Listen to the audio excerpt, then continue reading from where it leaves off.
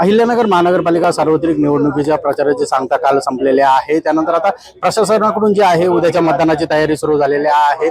मतदान केंद्रासाठी जे लागणारे साहित्य आहे त्यासोबत ईव्हीएम मशीन्स आहेत त्याचे वाटप जे आहे ते आता आज सकाळपासून सुरुवात झालेली आहे। अहिल्यानगर शहरातील जे वेगवेगळे आरओ आहेत त्या आरओच्या ठिकाणाहून जे आहे त्याचं साहित्याचं वाटप सुरू झालेलं आहे। ईव्हीएम मशीन्स असतील त्याचबरोबर जे स्लिप्स असतील त्याचबरोबर जे मतदान केंद्रांवर नागरिकांसाठी सूचनांचे जे फलक असतात त्यांचे जे साहित्य आहेत ते सगळे साहित्याचं वाटप जे आहे ते आता अधिकाऱ्यांकडून निवडणूक कर्मचाऱ्यांना करण्यात येत आहे। या सगळ्या निवडणूक प्रक्रियेसाठी जे आहे आता एकूण 1800 निवडणूक कर्मचारी जे आहेत ते तैनात करण्यात आलेले असून तर 2000 पोलीस कर्मचारी जे आहेत या सगळ्या निवडणूक प्रक्रियेसाठी तैनात करण्यात आलेले आहेत। तर एकूण 345 मतदान केंद्रांवर जे आहे निवडणुकीची प्रक्रिया राबवण्यात जाणार आहे।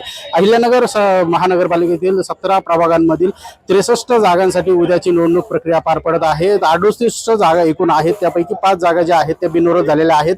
त्यामुळे उर्वरित ज्या 63 जागा आहेत त्या 63 जागांसाठी जी आहे उद्याची निवडणूक प्रक्रिया पार पडणार आहे। त्यापूर्वी जे आहे प्रशासनाकडून पूर्ण जी तयारी आहे ती सुरू झालेली आहे।